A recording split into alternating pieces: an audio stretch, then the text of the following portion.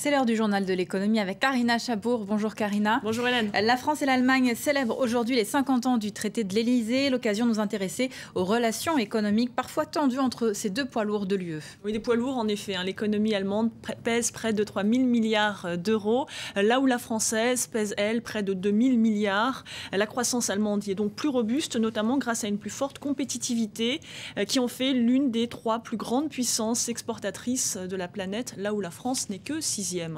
Une supériorité allemande qu'on ne peut pas contester. On a aussi la sensation que Berlin fait parfois la leçon à la France. Oui, on l'a vu récemment, de nombreuses critiques ont fleuri dans la presse. Alors la plus caricaturale d'entre elles, c'était en novembre dernier dans le quotidien populaire allemand Bild.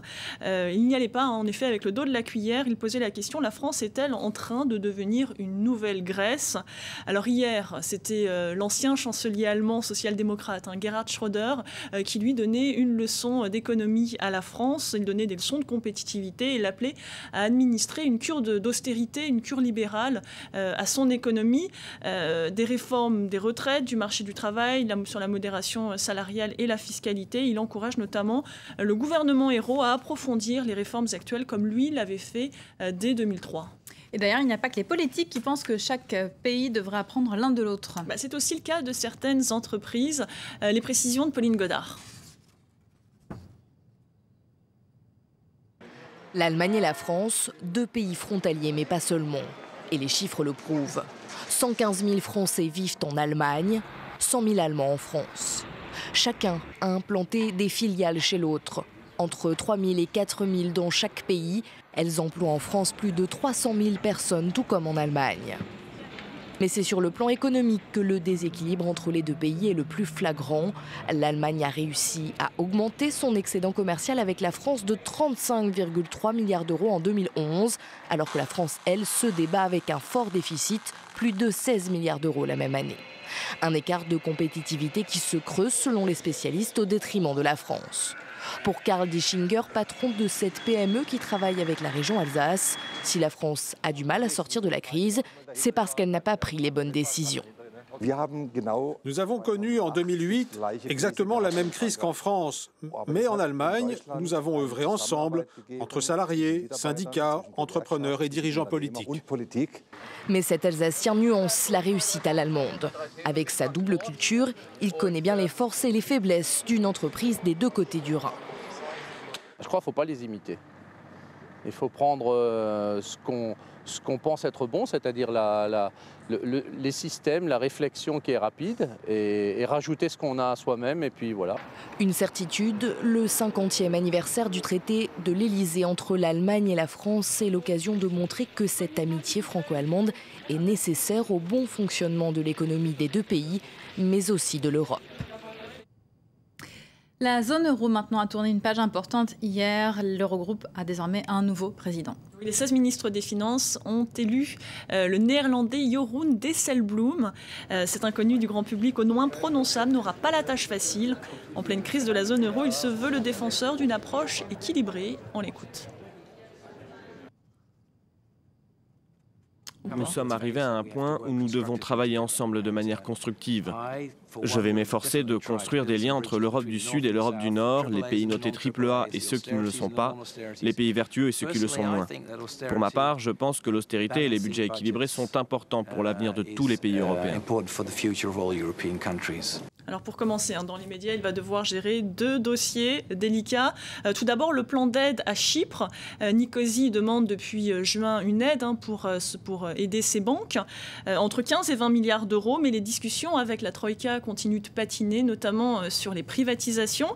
Et puis autre complication, Chypre est accusé de blanchiment d'argent et de dumping fiscal. Alors résultat, aucune décision n'est attendue avant l'élection présidentielle, dont le premier tour aura lieu le 17 février prochain. Et autre dossier chaud qui concerne Chypre, mais aussi l'Espagne, la recapitalisation des banques par le fonds de sauvetage de la zone euro. Oui, c'est le fameux MES. L'avantage, c'est de ne pas faire supporter aux budgets nationaux le coût d'un sauvetage des banques en difficulté. Le problème, c'est qu'en cas de perte, ce seront les partenaires européens qui devront payer l'addition. Et pour l'instant, l'Allemagne n'est pas d'accord. Et ça nous amène à la tendance sur les marchés asiatiques. Eh bien, écoutez, le Nikkei est repassé dans le rouge alors que toutes les places asiatiques elles évoluent en hausse. Les investisseurs asiatiques saluent les mesures annoncées par la Banque du Japon. Celle-ci va lancer un vaste programme de rachat d'actifs pour contrer la déflation. Enfin, pas de cotation hier à Wall Street, fermée pour raison de Martin Luther King Day. Dans le secteur des jeux vidéo maintenant, fin de partie pour Atari aux États-Unis. Les filiales américaines de l'éditeur du célèbre jeu Pong des années 80 ont déposé le bilan. Oui, elles souhaitent ainsi défaire leurs liens juridiques et administratifs avec la maison mère française déficitaire et attirer de nouveaux fonds pour se développer seules dans les jeux mobiles beaucoup plus rentables. Direction la Chine maintenant. Le pays est connu pour ses produits bon marché et on connaît un peu moins son cinéma. Et pourtant, 10 nouvelles salles ouvrent chaque jour. L'an passé, 900 films ont été produits. Le problème, c'est qu'ils ont du mal à franchir les frontières, comme nous l'explique Axel Simon. Il y a les acteurs, les lumières, les caméras. Le gouvernement chinois veut maintenant dire action. La Chine est le 3e producteur de films au monde, derrière l'Inde et les États-Unis, et Pékin veut désormais rivaliser avec Hollywood et Bollywood. En 2012, la Chine a produit 900 films, mais très peu parviennent à s'exporter. La chaîne industrielle manque d'expérience dans la promotion des films. Ces dernières années, l'industrie a pallié ces défaillances en coopérant avec des entreprises cinématographiques internationales. Le prix du billet est élevé pour les foyers, près de 5 € en moyenne. Pas de quoi dissuader la classe moyenne chinoise pour autant qui se déplace en masse dans les multiplexes flambant neufs. L'an dernier, les recettes des entrées ont rapporté 2 milliards d'euros aux distributeurs, mais plus de la moitié provient des productions étrangères. Des blockbusters pourtant limités à une trentaine par an par les quotas chinois. Autre problème, la censure systématique. La censure désoriente les réalisateurs locaux. Ils ne savent pas comment traiter des sujets contemporains. Ils se tournent vers des histoires classiques ou des comédies qui n'ont rien à voir avec la réalité. 2 studios de production viennent de postuler pour entrer à la bourse de Shanghai, un tremplin idéal pour tenter de devancer Hollywood et Bollywood, au moins sur le terrain des nouvelles technologies et de la 3D. Merci beaucoup, Karina. Merci, Hélène. Restez avec nous d'ici quelques minutes. Un nouveau journal vous sera présenté par Elisabeth Alain. Et tout de suite, c'est la météo. Restez avec nous.